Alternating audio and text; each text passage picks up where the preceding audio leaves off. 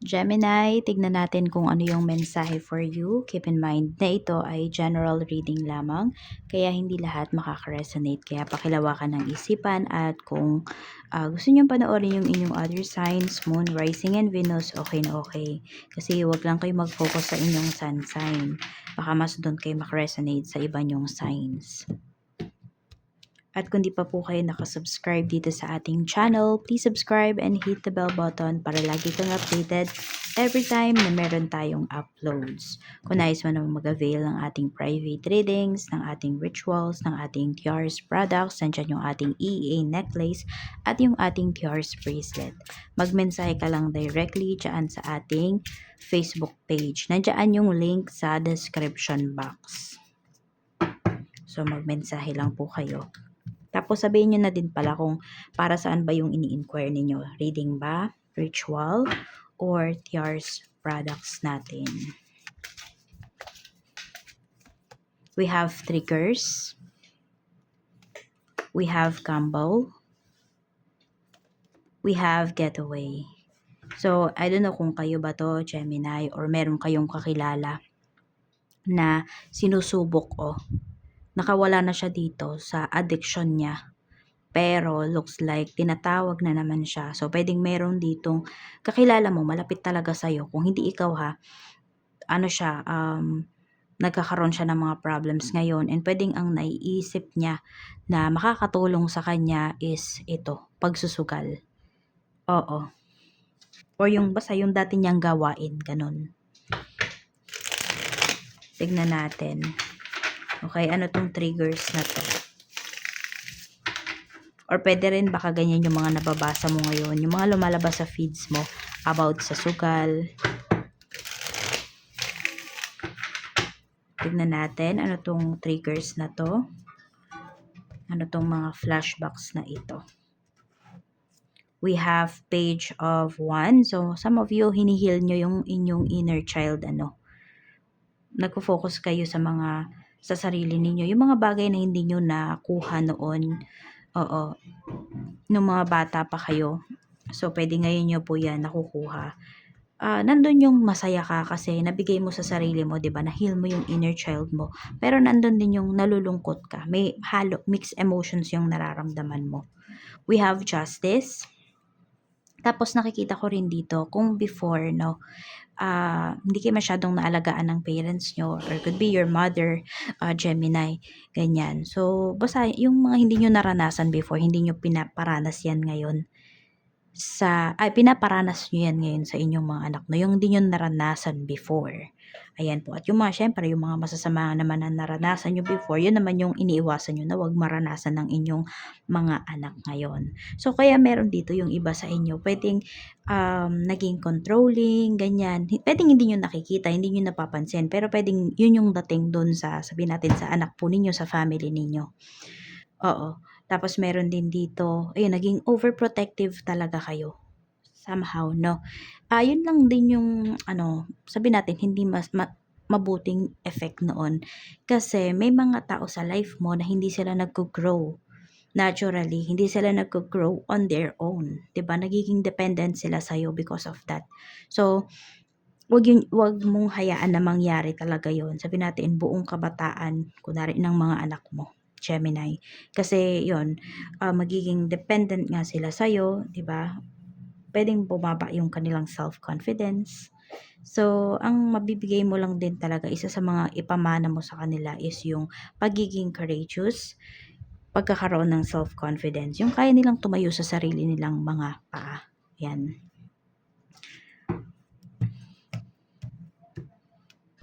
Tignan natin.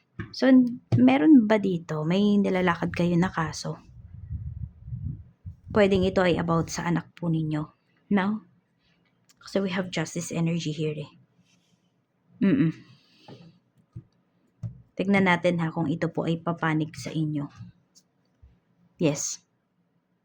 Yan We have the Wheel of Fortune. So, no need to worry. Okay? Pinapalakas po nito yung loob ninyo. Kaya ayan, kung may mga pinanghihinaan ng loob dito, may nilalakad kayo na kaso, feeling mo hindi to aayon sa inyo. Sinasabi po dito ni Universe, Ayan, makakamit mo yung hustisya dito sa lupa. Tignan natin ano tong gamble na ito. We have 4 of Wands. May nagsanla ba ng ano dito ng bahay, ng lupa? Some of you, pwedeng hindi nyo alam to. But let's see pa ha. We have the Hermit. Ito, pwedeng nanay o tatay mo to. No, basta nakakatanda po ito eh. So, nagsanla ng bahay at lupa. Pero, ang nakikita ko kasi dito, meron dito nagsanla. Pero, pwedeng sa anak lang, ganyan, sa kamag-anak. We have the Moon. Medyo ano na po, may uncertainty na dito kung mababawi pa yan. Pwedeng dahil sa sugal, kaya sinanla. Meron naman po dito, pwedeng sa pagpapagamot. Medyo mahihirapan na nga lang talaga na makuha po yan. Tignan natin ano tong getaway na to. We have 9 of Cups. So may energy, magandang energy pa rin naman na pinapakita dito for you. We have, nagdadalawang isip. Pero alam mo, kung nababurn out ka na talaga sa mga nangyayari sa life mo ngayon, i-take mo tong vacation na to. Kung kinakailangan, kahit nga ikaw lang mag-isa. Oo. Kailangan mo makapagpahinga kasi parang sobrang stressful ng mga nangyayari sa'yo nitong mga nakakaraan, nitong mga nangyari. So, need mo din ng break. Give mo to sa sarili mo. Parang sabihin natin, regalo mo yan sa sarili mo. Tignan naman natin pagdating naman sa emosyon mo. 10 of Swords. Mabigat nga oh. Parang sa mga natuklasan, sa mga nangyayari po sa inyo ngayon oh. Meron na de-depress. Sobrang stress kayo. Alagaan nyo yung health nyo ha. Kasi pwede po na ayan, dyan kayo magkaroon ng problema. Kasi we have 10 of Swords energy.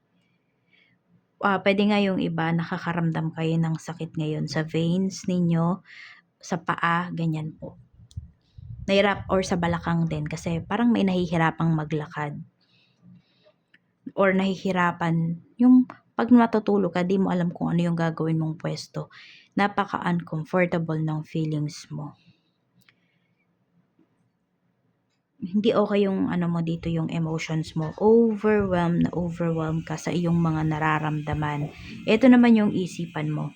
Yung isipan mo naman, di ko naman masabi na magulo siya.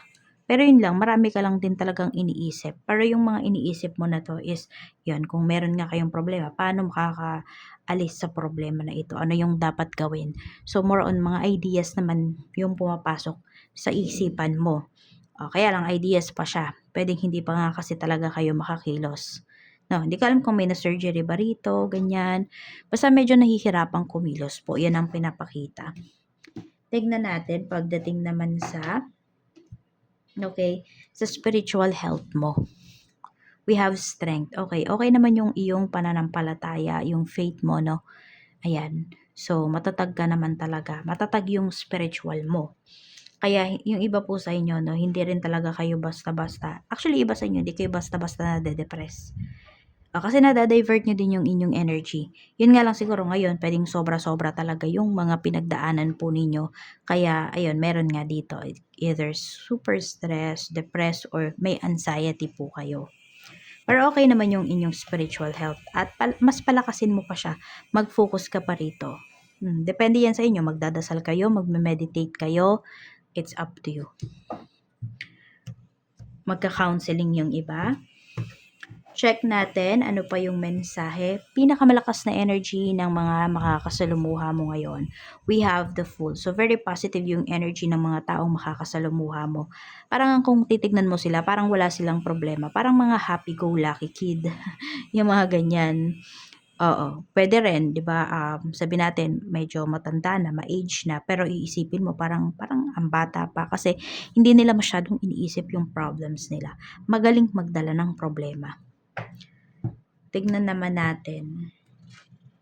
Okay, pagdating naman po sa work, kamusta? We have Ace of Swords. Pagdating to sa trabaho, we have 5 of Pentacles. Medyo may struggle ka dito sa pakikipag-usap. Page of Cups, hindi ka sineseryoso. Merong ganyan. Na meron kang ganyang katrabaho, hindi niya sineseryoso yung mga sinasabi mo. Pwede kang pinagtatawanan ka pa. Ganyan po, Gemini, ang pinapakita rito. We have the Lovers. At meron ding nanchichismis sa'yo rito. Hindi ko alam kung may gusto sa'yo na katrabaho mo or meron dito pinag-iisipan na kaya nakuha mo yung position mo or kung bakit nandiyan ka ngayon sa trabaho because may gusto sa'yo yung boss mo. May nag-i-issue na ganyan. Sinasabi, uy, malakas lang talaga si Gemini sa ganito, ganyan. So, may mga gumagawa po ng issue sa'yo dito. Kausapin mo or i-direct mo yung tao na to. Either some of you direct ninyo or i-reverse psychology ninyo na yung ginagawa or sinasabi ng tao na yon. Kasi sumusobra na. Wag mo hayaan na mabully ka rito pagdating sa work. Sa negosyo naman po, we have the World. Meron tayo ditong Page of Pentacles. Ayan. At meron tayo ditong Seven of Pentacles. So, maganda po yung pinapakita ngayon dito na pagdating sa inyong negosyo. So, pwedeng sabihin natin, yung negosyo mo wala siyang utang or mawawala na siya ng utang. Either yung puhunan ba yan or meron kang sabihin natin kulang sa staff mo. May mga bayarin po kayo dito, mga legal papers for some of you. So, maaayos nyo po yan. Oo. Unti-untiin nyo na rin, syempre, pagtuunan nyo po ito ng pansin. Kasi sinasabi naman dito, maaayos nyo naman po talaga. Kamusta yung clients? We have 8 of Cups. So, ayun lang. Pagandahin nyo pa yung good customer service ninyo. Kasi may mga clients kayo rito na parang unti-unti na silang umaalis. Siguro yan din yung nagiging problema. Tignan nga natin yung staff mo. Ayan, medyo hindi maganda yung ano dito ha, dating ng mga clients ninyo. Parang lumilipat sila sa iba. Ganun yung pinapakita po. 10 of Cups. 2 of Swords. Ewan ko kung madami ba sa mga clients, sa mga staff mo, or meron dito, no? Baka siya yung laging nakakaharap ng mga clients. Maganda naman yung kanyang pakikitungo, actually. No? Kaya lang, baka sumusobra na parang naiirita yung mga kliyente mo. Tapos, ayun may mga times din kasi na pwedeng may family problem itong staff mo na to na dadala niya sa negosyo mo. And pwedeng marami kang mga kliyente na nakakapansin nun. Mabigat yung energy ng tao na to. Kaya po, ayun.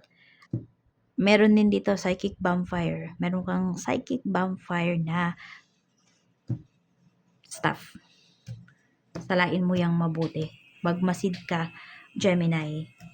Tignan natin pagdating naman sa kaperahan mo, kamusta? We have the Magician. Tignan mo, ang ganda ng kaperahan mo dito, yung energy talaga, no? We have 8 of Wands. Mabilis. Mabilis yung dating ng pera. Yun ang pinapakita. We have Knight of Pentacles.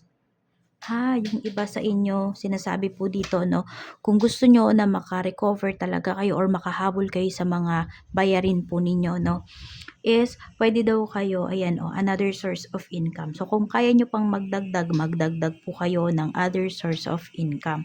Kasi okay na okay siya. Mabilis po yung magiging kita nyo dito. Ayan mabilis at maganda yung kita. Yung, So, sabihin natin, iayon nyo po yan, di ba? Holiday season ngayon, bare months ngayon. Ano ba yung mga uso ngayon? Yun po yung ibenta ninyo. Meron ba dyan? Magbenta kayo ng ampaw. Di ba? Kahapon, ay hindi nyo pala nakita yun. Ayan, benta kayo. Kunwari, ganyan. Ano ba yung mga uso ngayon? Christmas tree.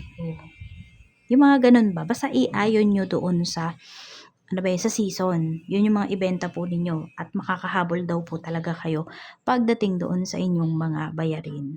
Kailangan lang talaga is lakas ng loob. Tignan natin. Mga baked products, di ba?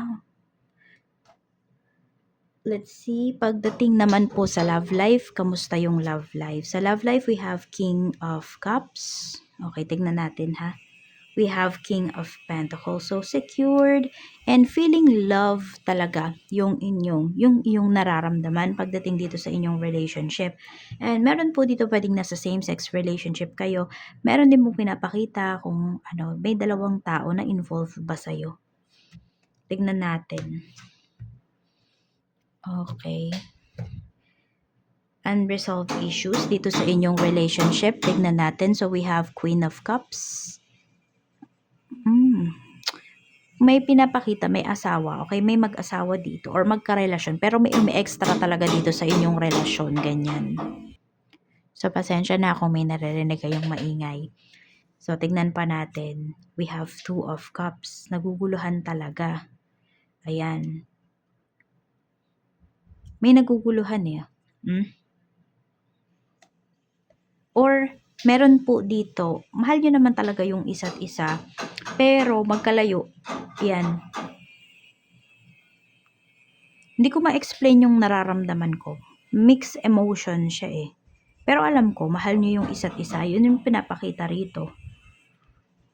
Madami palang tumututol, kaya parang naguguluhan ka. Yes, mahal niyo yung isa't isa, pero parang hindi mo alam kung ano ba, dapat pa bang ipagpatuloy yung relationship na to, ganyan.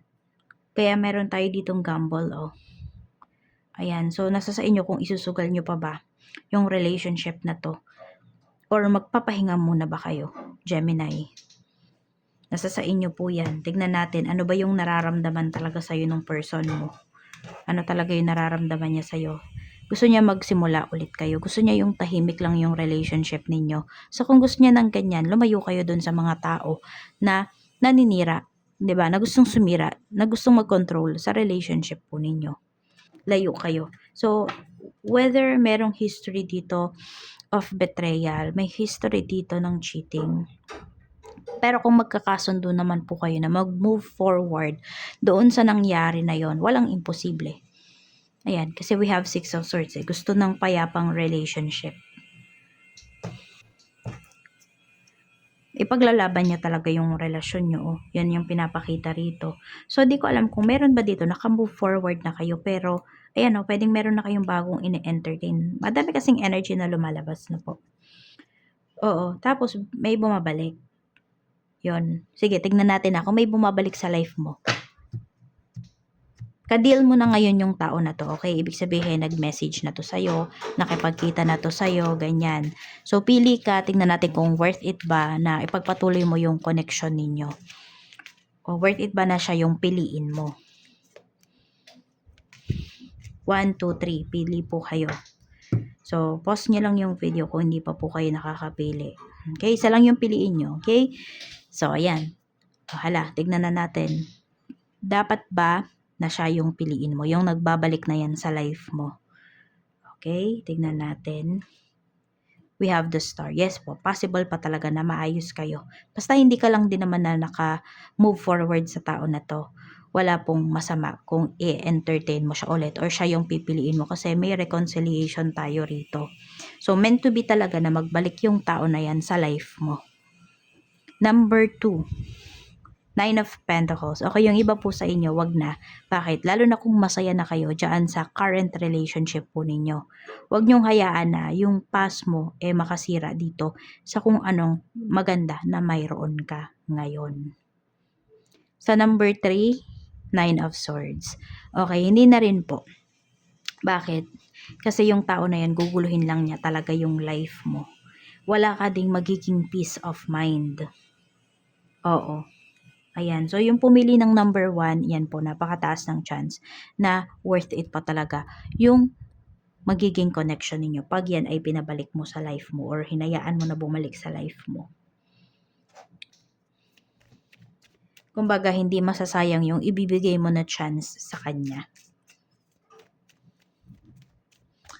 Tignan pa natin ano pa yung mensahe. Mensahe pa po natin, Spirit Guide for Gemini. Sun, Moon, Rising, and Venus. We have school. Sabi dito, the answer that you're seeking involves going to school.